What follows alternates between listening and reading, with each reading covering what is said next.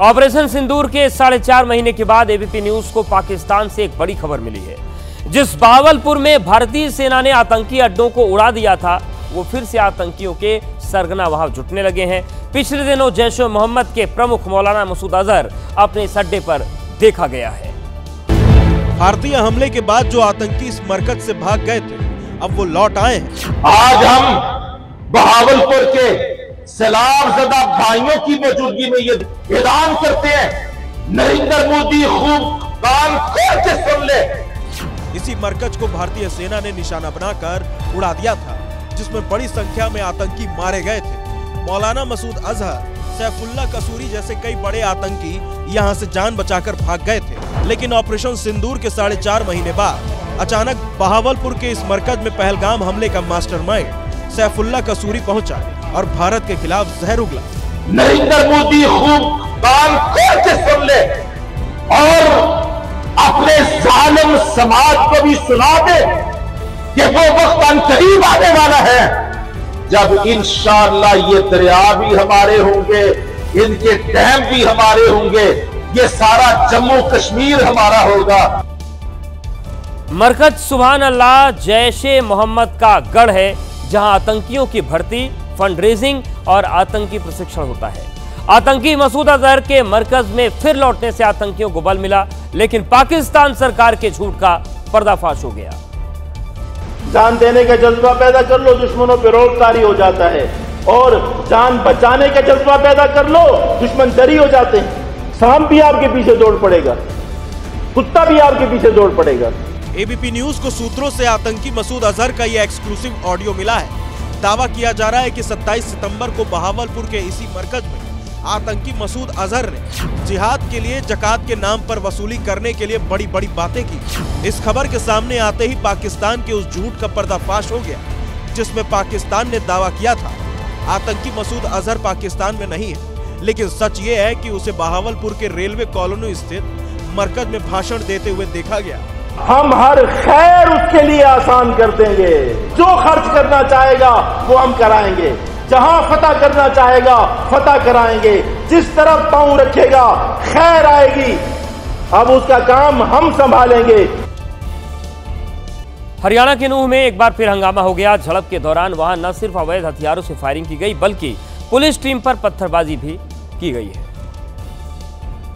Police पर पत्थर फेंकते ये पत्थरबाज नूह के इंदाना गांव के हैं। चोरों को पकड़ने पहुंची पुलिस को पहले रोका गया। जब पुलिस नहीं रुकी तो पत्थर पड़ने लगे। यही नहीं, पत्थरबाजों में से कुछ युवक पुलिस पर हमला करने के लिए घातक हथियार लेकर भी पहुंचे थे और फायरिंग कर दहशत फैलाने लगे। हंगामे के दौरान ट्रैक्टर में तोड़फोड़ की गई, घर की खिड़कियों को तोड़ा गया। उपद्रवियों ने जेसीबी मशीन को भी नहीं छोड़ा, रास्ते पर खड़ी जेसीबी के कांच को तोड़ दिया गया। इस तरह नूह में जमकर उत्पात मचाया गया। इसके बाद पुलिस ने 3 महिलाओं समेत 13 को गिरफ्तार किया है। हरियाणा पुलिस की संयुक्त टीम पंजाब से चोरी की गई एक कार की तलाश में रेड मारने के लिए नूह के इंदाना गांव पहुंची थी। उसी दौरान ये बवाल हो गया, जिसमें कई पुलिस वाले घायल हो गए। इंदौर में इस बार दशहरे पर सोनम रघुवंशी का पुतला जलाने की तैयारी की गई थी, लेकिन हाईकोर्ट ने अब इस तैयारी पर रोक लगा दी है। कहा जीवित इंसान का पुतला नहीं जलाते।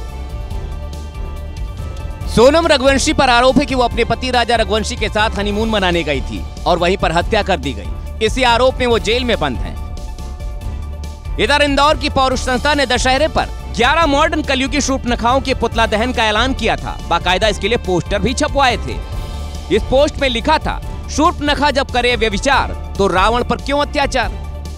इस पोस्ट में सबसे बीच में सोनम रघुवंशी का चेहरा लगाया गया था, जबकि सोनम के साथ साथ मेरठ की मुस्कान का पुतला दहन करने की भी बात कही गई थी। इस पोस्टर में बाकी जिन महिलाओं की तस्वीर है, वो भी अपने पतियों को प्रताड़ित करने या उनकी हत्या करने के आरोप में जेल में बंद हैं। हालांकि इसके खिलाफ सोनम रघुवंशी की मां ने हाईकोर्ट में याचिका लगाई थी। इसके बाद हाईकोर्ट ने ऐसा करने पर रोक लगा दी। आपने अब तक सबसे महंगी ड्रेस कितने की पहनी होगी? हो सकता है 5,000, 10,000, 50,000 या फिर लाखों में। लेकिन अब हम आपको जो ड्रेस दिखाने जा रहे हैं उसकी कीमत 11 करोड़ रुपए है। ये पूरी ड्रेस जो है वो 21 कैरेट सोने से बनी हुई है और इसका वजन 10 किलो से भी ज्यादा है। इसके चलते ये ड्रेस दुनिया की सबसे यूनिक और सबसे भारी ड्रेस बन गई है और इसे Guinness book of world record में दर्ज किया गया है। इस ड्रेस को सऊदी अरब की अल रोमाइजन गोल्ड एंड ज्वेलरी कंपनी ने बनाया है। दुबई ड्रेस के नाम से मशहूर इस ड्रेस को शारजाह के एक्सपो सेंटर में डिस्प्ले किया गया। इस ड्रेस को 4 हिस्सों में बड़ी ही खूबसूरती से बनाया गया है, जिसमें करीब 400 ग्राम का सोने का मुकुट, 900 ग्राम का हार है, 134 ग्राम के झुमके हैं और बाकी हिस्सा बदन पर पहने जाने वाला है। इसे बनाने में कारीगरों को 980 घंटे यानी कि लगातार 40 दिन से ज्यादा का समय लगा और इसके बाद दुनिया भर की सबसे अनोखी डिजाइनर ड्रेस बनकर तैयार हो गई। यह ड्रेस यूएई की सांस्कृतिक परंपरा और विरासत की झलक भी दिखाती है, जो इसे काफी खूबसूरत लुक दे रहा है।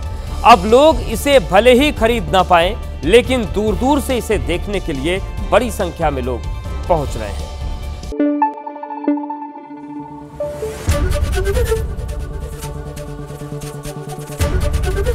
एबीपी न्यूज आपको रखे आगे।